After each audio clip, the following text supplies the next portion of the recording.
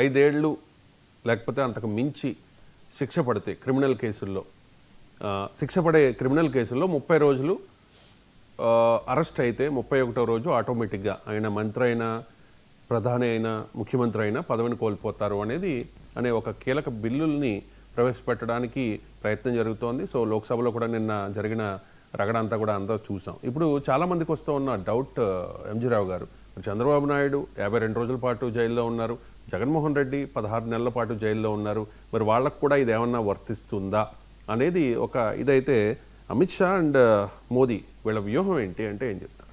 ఇది కాంగ్రెస్ పార్టీలు ఏ విధంగా దీన్ని అపోజ్ చేస్తున్నాయి. ఇప్పుడు ఏంటి, అమిత్ షా గారు హోంమంత్రి ఈ లోక్సభలో ఒక బిల్లు ప్రవేశపెట్టారు. దాన్ని ఏమంటారు, 130వ రాజ్యాంగ సవరణ చట్టం.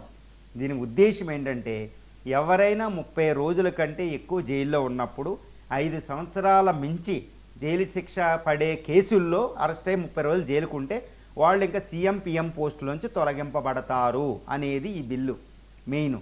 అసలు ఈ టైం ఏంటి, అసలు దీని వెనకాల ఉద్దేశం ఏంటి అంటే, ఇప్పుడు ఒక్కో పార్టీ అలా మాట్లాడుతున్నాయి చూసి నేను కూడా వస్తానన్నమాట. ఆ ఉద్దేశం వెనకాల ఇది ఉద్దేశం ఏంటంటే, కాంగ్రెస్ ఏమంటుందంటే రాహుల్ గాంధీ గారు ఇది మిడివెల్ ఎరా, మధ్యయుగంలో డిక్టేటర్లు రాజుల కాలంలో పెట్టేది పెడుతున్నారు. మొత్తం రాజు కావాలంటే ఉంచేవాడు, తీసేవంతే తీసేవారు. ఈ విధంగా ఇప్పుడు కింగ్లు అయినప్పుడు అమిత్ షాకి మోడీ చేతిలోకి మొత్తం అంతా వెళ్ళిపోద్ది ఇంకా. ఎందుకంటే గవర్నర్లో ప్రెసిడెంట్లు అంటే ఎవరండి, ఇప్పుడు ఆర్టికల్ 75 ప్రకారం, అదేవిధంగా ఆర్టికల్లో 164 దగ్గర ఇటు గవర్నర్ రోలు ఇటు అక్కడ ప్రెసిడెంట్ రోలు పెరిగిద్ది అనమాట. ఎవరైనా 30 రోజులకు మించి 5 సంవత్సరాలు శిక్ష పడే కేసులు అరెస్ట్ అవుతే వాళ్ళు ముఖ్యమంత్రి పోస్టులో ఇంకా ఉండరు. ఆ విధంగా చెప్పాలంటే ఇప్పుడు కేజ్రీవాల్ యాప్ అసలు యాక్చువల్గా చెప్పాలంటే ఢిల్లీ లిక్కర్ స్కామ్లో కేజ్రీవాల్ అరెస్ట్ అవుతే ఆయన జైల్లో ఉండి కూడా ముఖ్యమంత్రి పోస్టు వదులుకోలేదు. ఇది గుర్తుపెట్టుకోవాలి.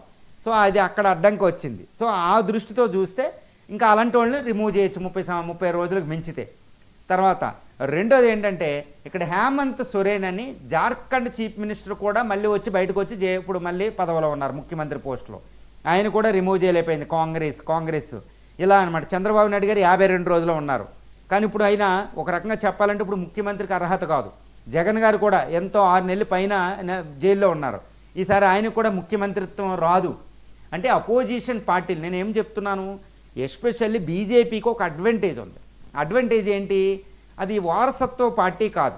చాలామంది లీడర్లు ఉంటారు. ఎవరు పార్టీ లేదు కాబట్టి ఎవరైనా ఉండొచ్చు. కాబట్టి ఎవరైనా జైలుతో వాళ్ళ పిల్లలు ఇంకో లీడర్ని తీసుకొస్తారు, వాళ్ళకి ఏం కాదు, పదవిలో ఉన్నారు. ఈ అడ్వాంటేజ్ వేరే పొలిటికల్ పార్టీకి లేదు. అక్కడ స్టాలిన్కి లేదు, వెస్ట్ బెంగాల్ చీఫ్ మినిస్టర్ లేదు, కాంగ్రెస్కి లేదు, ఇక్కడ హేమంత్ సోరెన్కి లేదు, మహారాష్ట్రలో శరద్ పవార్ పార్టీ యూబీటీ ఎవరికీ లేనిది అంటే వీళ్ళకి లేదు.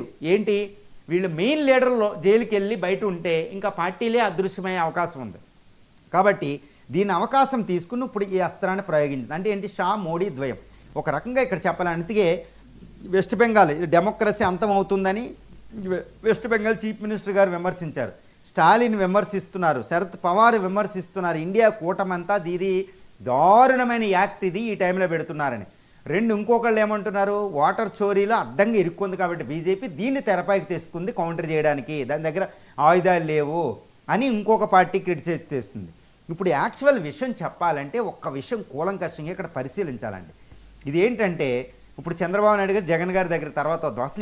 అసలు ఈ యాక్ట్ కరెక్టా కాదా అంటే, ఇది రాజ్యాంగబద్ధమా కాదంటే ఇది రాజ్యాంగబద్ధం, చట్టరీత్యా కరెక్ట్ కాదు.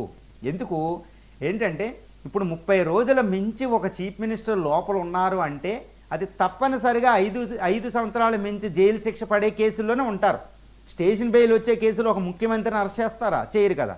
ఒక రకంగా చెప్పాలంటే ఎన్నో కేసులు ఉన్నా అరెస్ట్ అవ్వరు, అది 15 సంవత్సరాల మించిన.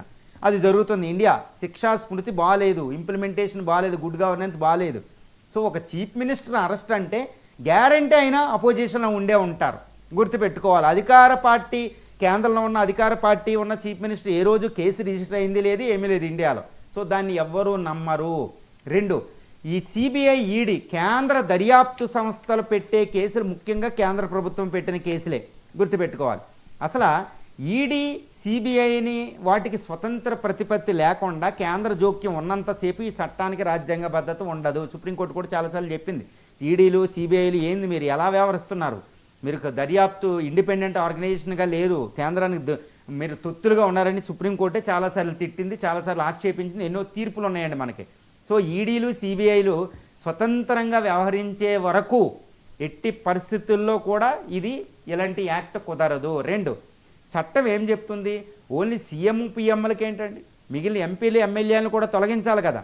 మరి అది ఎందుకు తీసుకురాలే? కేవలం సీఎం పిఎంఎల్ని ఎందుకు టార్గెట్ చేస్తుంది? ఇది చట్టరీత్యా నేరం. 2, యాక్చువల్గా ఏం చేయాలంటే ఇలాంటి చట్టాన్ని కాకుండా ఒక చట్టం వస్తే అది రాజ్యాంగబద్ధ, అందరూ హర్షిస్తారు, ఎవరో మాట్లాడలేని పరిస్థితి. అదేంటంటే ఎవరి మీద అయితే కేసులు రిజిస్టర్ అయినాయో వాళ్ళ మీద స్పెషల్ కోర్టులు పెట్టి స్పీడీ ట్రయల్ చేయండి.